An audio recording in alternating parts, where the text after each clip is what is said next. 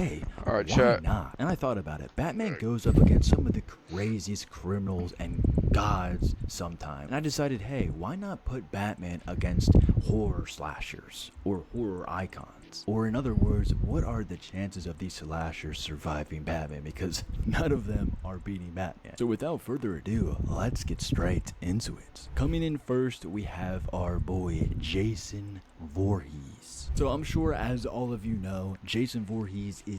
Bro, Jason big as fuck. Like, that nigga is actually strong. Like, I wouldn't be surprised, like, if he put him high, like, his chances of surviving Batman, like, he compy, bro. He compy. an absolute brutal, damn near unstoppable force of nature. But since we're doing Jason Voorhees Friday the 13th Part 4, he's still human, but still very durable, which is completely insane. So Batman would immediately recognize Jason's patterns, that he's not just a mindless killer, but a territorial hunter. Well, he kind of is a mindless killer, let's be real, but not really. He essentially kills anyone who tries to enter his territory, reacting purely on instinct. So if you kind of think about it, he's kind of like an animal. He's protecting his territory, so it makes sense. But that gives Batman an complete advantage. He can manipulate Jason's movements, leading him in exactly where he wants him. Because Batman isn't stupid. He wouldn't just engage Jason head on right away, because Jason is a complete maniac when it comes to 1v1s. But then again, Batman has gone up against Bane, so it's like, is he really that strong? Well, he is, but Batman doesn't really want to get hit, you know what I'm saying? If he doesn't have to, he won't. Instead, I feel like Batman would just use the environment to wear Jason down. Like, if this fight takes place in Crystal Lake, Batman could just use the knowledge of the terrain. Like, he could just set up traps and lure Jason into them. Easy peasy. He could even explode stuff that could fall around him. But then again, Jason has survived gunshots and severe injuries, but he's still susceptible to head trauma. Now, Batman would wait for this moment, using his superior speed to dodge Jason's attacks until he finds an opening. Yeah, one punch with the gauntlet from Batman is sending you straight to sleep. Now, since Batman won't actually kill Jason because he doesn't kill people whatsoever, that's his #1 rule, Batman would just use chains to keep Jason into the lake. And not just any type of chains, these will be industrial chains, the most expensive chains that money can buy, because Bruce is a freaking billionaire. Or maybe just throw him in Arkham Asylum with like some water from the Crystal Lake. That could probably be a loophole, but nonetheless, Batman is taking him down. But to be honest, I would have to put Jason at S tier, to be honest. Next, we have Michael Myers. See, I told y'all, I knew it. Now, you guys Michael are Myers. wondering, I'll probably say what C version tier of Batman or are we B using? tier. Now for this, we're using any version of Batman, so just comp Batman. Now Michael Myers is a different threat. Now I guess you could say Michael Myers is calculated. He stalks his victims in silence, striking them when they least expect it at all. But here's the problem for Michael. Batman is the master of stealth. If anyone can outmaneuver the boogeyman in the shadows, it's the Dark Knight. I mean, hey, it's literally in the name. The Dark Knight. So Batman would 100% recognize. Yeah, nah, I don't think you can stalk Batman, bro. Can't stalk him, bro. If you stalking Batman, he already know you there, low key. He already know. So like, there is no stalking Batman, bro. Like, he already knows. He already knows you there, bro. I ain't gonna lie.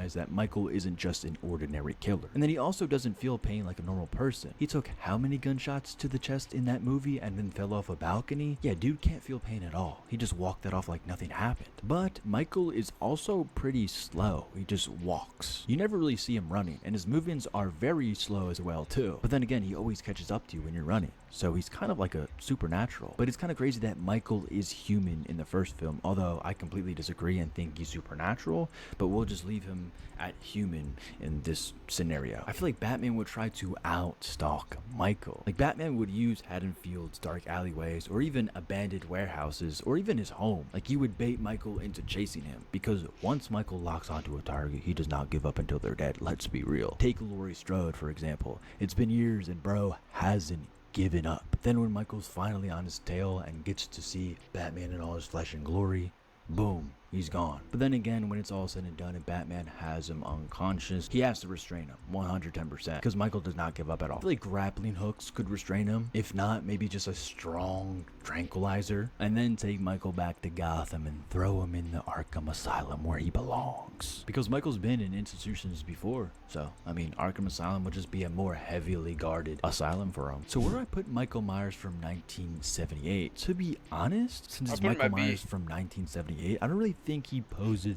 that much of a threat. And in all honesty, I would have to throw him at B tier. Next, we have our boy Springtrap. Now, William Afton's decayed body combined with the advanced mechanics of Spring Bonnie's suit, it grants him unnatural durability. Like, he can withstand immense damage. But while Springtrap may be super tough, he is not totally invincible. And Batman, being the genius he is and having really good understanding of both technology and the supernatural, would give him the edge in this fight 100%. So from the moment Batman encounters Springtrap, he would immediately begin analyzing his opponent, searching for weaknesses. The first and most obvious flaw is in the animatronics programming. Springtrap's suit has a built-in movement tracking that reacts to certain audio cues. It's like a remnant of the original purpose in the Fazbear Entertainment establishment. So Batman would quickly detect this and use it to his advantage. But Batman wouldn't just stop there. Through more of his research, he would know that Springtrap's most critical weakness is fire, and the intense heat weakens his supernatural remnant,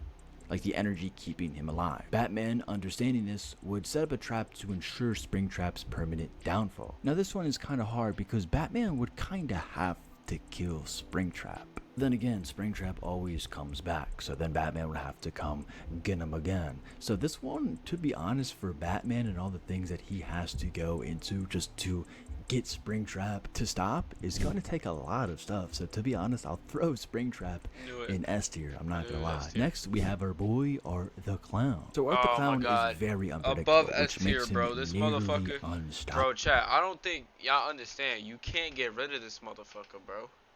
You can't get rid of fucking. You can't get rid of him, bro. Like, bro. I remember, chat. I used to work at Spirit Halloween, bro, and there used to be little ass kids coming in asking me for outfits of Terrifier, right? I ain't know what the fuck Terrifier was. I thought it was some bootleg ass fucking Pennywise, you know. I thought it was some bootleg shit, so I ain't think much of it, you know. Then I went out with my coworkers one day. I'm pretty sure it was a few days after Halloween. No, it was a few days before Halloween. My bad.